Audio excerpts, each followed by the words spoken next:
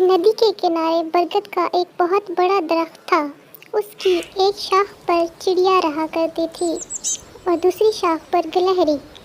اسی درخت کی جڑ میں ایک چوہا بھی رہتا تھا۔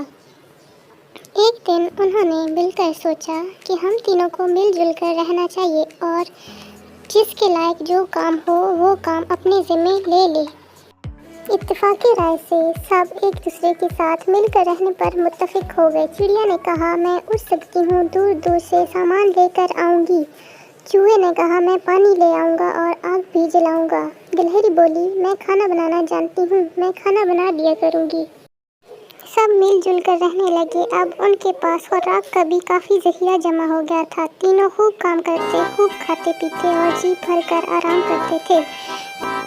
ان کو دیکھ کر جنگل کے دوسرے جاندار حسد کا شکار ہو گئے اور ان میں پھوٹ ڈلوانے کی ترکیبیں سوچنے لگے۔ ایک دن چڑیا جلانے کے لیے لکڑیاں لے کر آ رہی تھی کہ اسے راستے میں دوسری چڑیا ملی۔ چڑیا نے پوچھا، بہن اتنی لکڑیوں کا کیا کرو گی؟ پہلی چڑیا بولی، جانتی نہیں ہو میں اکیلی نہیں ہوں، میرے ساتھ گلہری اور چوہا بھی رہتے ہیں، ہم مل کر رہتے ہیں۔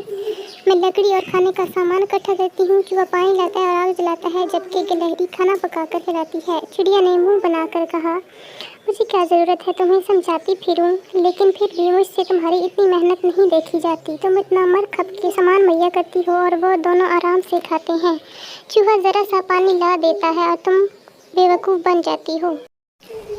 اگلے دن چڑیا چپ کر کے بیٹھی رہی، کوئی بات نہ کی۔ جب گلہری نے اس سے پوچھا تو اس نے اس کو کہا کہ تم لوگ مجھے بیوقوف بنا رہے ہو، میں زیادہ محنت کرتی ہوں، تم لوگ بیٹھے بیٹھے موج اڑاتے ہو۔ چوہا اور گلہری چڑیا کی باتیں سن کے حیران رہ گئے اور کہا کہ چلو جیسا تمہیں مناسب لگے ویسا کر لیتے ہیں، تم جو کام لینا چاہو تم وہ لے لو اور ہمیں ہمارے حصے کا کام دے دو۔ کے حصے میں سامان لانے کی ذمہ داری آئی۔ گلہری جب اگلے دن سامان لینے جا رہی تھی تو آگے سے اس کو ایک کتے نے پکڑ لیا اور اس کو چپٹ کر وہیں پر کھا گیا۔ چوہا کھانا پکانے بیٹھا، کڑھائی میں سبزی پکنے کے لیے ڈالی اور اسے بھوننے کے لیے اچھلا تو خود بھی کڑھائی میں گر گیا اور وہیں پر جل کر مر گیا۔ چڑیا پانی لینے کے لیے گئی۔ جب چڑیا نے چونچ سے بالٹی اٹھانی چاہی تو بالٹی بھاری تھی، چڑیا بھی پانی میں گر گئی اور ڈوب کر مر گئی۔ اسی طرح حاسد اور غلط چڑیا کے بہکانے اور کام کے غلط بٹوارے پر تینوں ساتھی موت کا شکار ہو گئے۔ اس سے ہمیں یہ سبق ملتا ہے کہ ہمیں آپس میں باہمی محبت کے ساتھ رہنا چاہیے اور کبھی کوئی کام کرنے کے لیے کسی دشمن کے مشورے پر عمل نہیں کرنا چاہیے۔